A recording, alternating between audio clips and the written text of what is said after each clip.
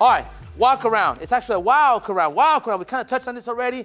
We got to make sure that when we do a walk around, that we butterfly the car, we stage the car, we pull the car out from the other cars.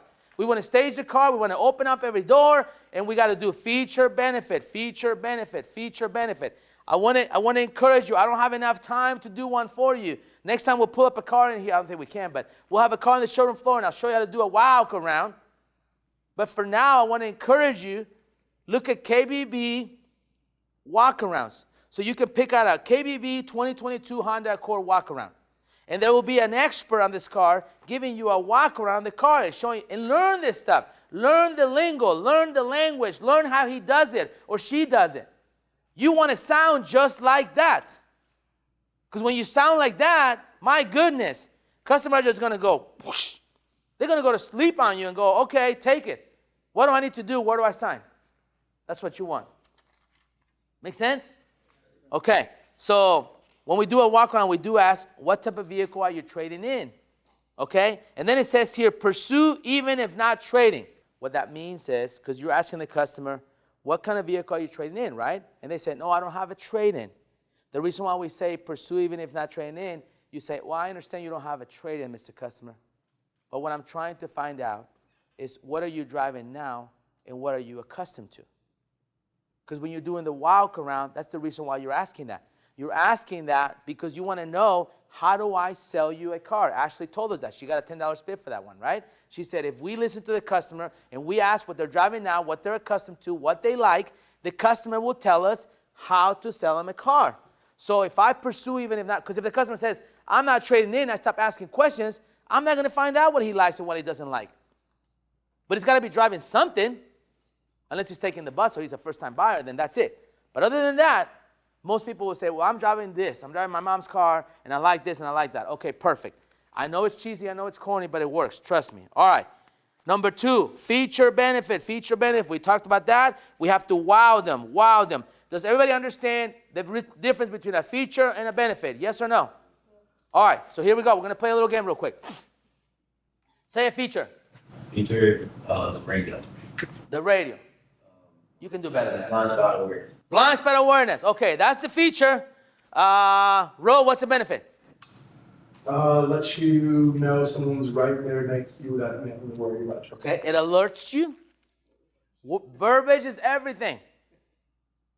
While driving, Mr. Customer, this feature will alert you in the event that you might not be paying attention, which happens to all of us, especially in today's day with our phones, with our kids, with everything going on, with the radio, with the music, blah, blah, blah. So it alerts you and lets you know, okay, it beeps, it vibrates, it does something to alert you that there might be an object or a vehicle on your blind spot so that it prevents you from what? From an accident, which could potentially cause what? Injury. And perhaps what? Get morbid. Death. Blood. Horrible. Mr. Customer, this is going to alert you that there's a vehicle in your blind spot because you might be distracted. So it's going to prevent an accident, which potentially could prevent, from injury and perhaps death, which that's the last thing I would want for you or any of my customers. Can I say that?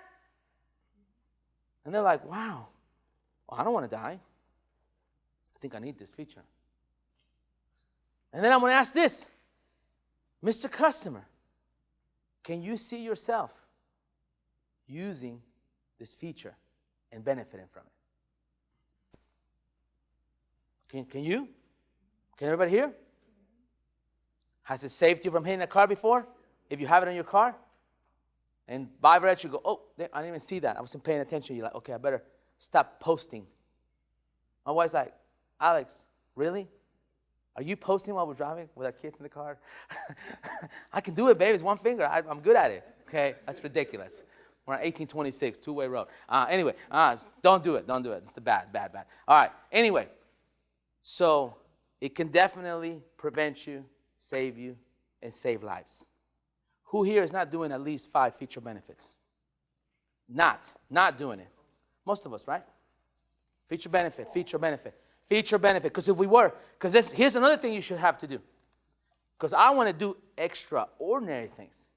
You should be able to go to your desk and say, hey. Everybody say, hey. Hey. That's how you should come in the desk, by the way. That's how I used to come in. When I came into the desk, I'd be like, hey, are we ready? You want to know why I did that? What do you think I did that, Nick? Because I already know the damn lazy-ass managers in there. And I already know they're all like, oh, man, I don't get paid enough. This is too much. And they're going to be negative. So guess what I would do? I'd come in and go, hey, are we ready? Like, yes, Alex, we're ready. We are ready. Okay, well, you ready? Because let me know if you want me to come back later. No, what you got? All right, just want to make sure you're ready. Oh, I'm ready. Come on, man, come on. Man, the GM's watching me. Stop, Alex, okay? Quit showing out, bro. Just what you got, You know he leaves at 6 and it's just me and you, bro, okay? Stop showing off. Okay? So, with excitement, right? And not only do I come in saying 5 features, benefits of my customer, but I come in and my sales manager says, Alex, tell me 5 things about your customer. Tell me 5 things about your customer. He wants to retire at age 35. Success is very important to him. He has 2 daughters and a son from a previous marriage who happens to have autism. Doesn't live with him, but he's a great kid. And he loves him to death.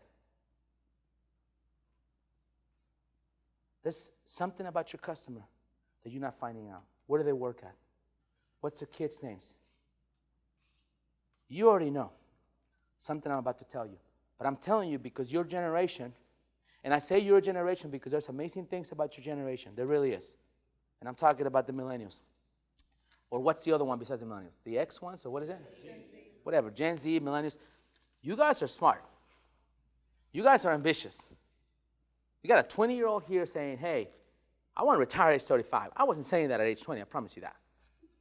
I was partying my, you know what? I wasn't worried about retiring. I was like, what?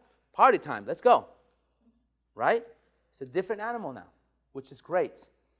But something that you are missing is relationships.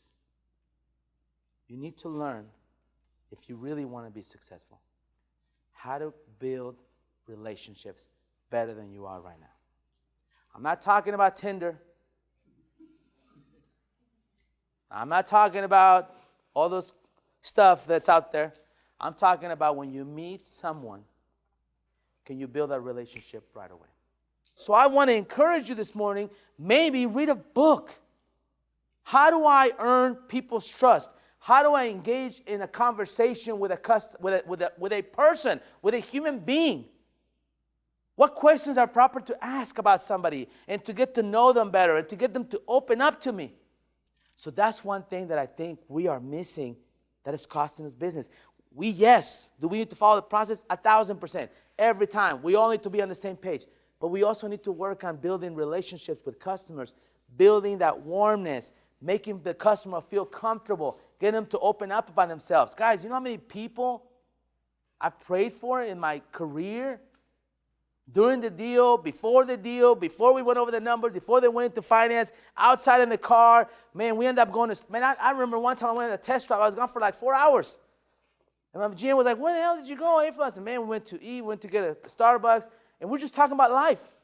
And I sold the car for a full sticker with a protection package, bought everything in finance. I held $2,000 in the trade, and this man has sent me so many customers, it's unreal. People like to talk about themselves and tell you their story. Are we asking them?